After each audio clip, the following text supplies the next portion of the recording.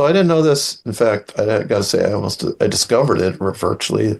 It contains protoporphyrins, and porphyrins have a unique property. They look like little crosses, like the four elements, and they help. Porphyrins help with the transition of between sunlight and oxygen in a biological organism. So, like chlorophyll is a porphyrin, hemoglobin is a porphyrin, myoglobin that turns your the meat red before it gets gray. That's a porphyrin. There's one in the lungs that translates the oxygen into the blood supply into the hemoglobin.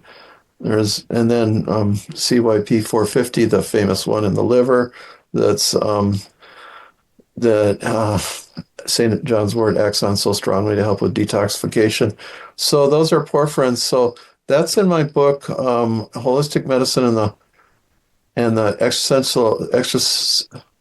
extracellular matrix, and in the book, my a shamanic herbal. I have that information. Nobody has that. When I published that, I got criticized. I got criticized and criticized. I said, I know that this has got to have porphyrins in it because everything it does connects to porphyrins. And somebody's saying, well, it doesn't matter whether your intuition, whether and then finally, it was Andrew Bentley from Kentucky, a good acupuncturist. He just wrote and he said, oh, well, it contains protoporphyrins.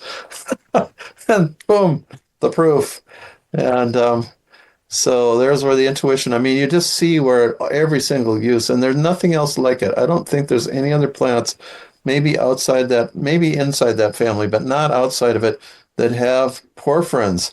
And sunlight, oxygen, biology, we use the oil that in the flower, it's like it blooms on Midsummer's Day. I mean, it's the sun. So